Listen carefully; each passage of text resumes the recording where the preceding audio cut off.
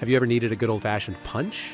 Today I will show you how to make an awl from a few simple items. Nails, bank line, a knife, a saw, and a straight piece of hardwood. Take your saw and clean up the ends. Split the wood. Start with your first nail. Figure out how much you want to stick out and make a score mark. Dig that out. Now score the top piece, put it on, and squeeze tight to leave an impression. Create a V-notch there. Remember, you cannot put back what you take away. Do the other side. Measure how much you want protruding out and make your first score mark. Then cut out the center for the nail. It should be a nice firm fit. Place both nails in and make sure it fits snug. Take your bank line and create a bite. Wrap toward the bite. Run the line up through the bite, grab the end, pull through, and cut off both ends. Now do the opposite side. You can even take a knife sharpener and file down the point. Just like that, you have a hole puncher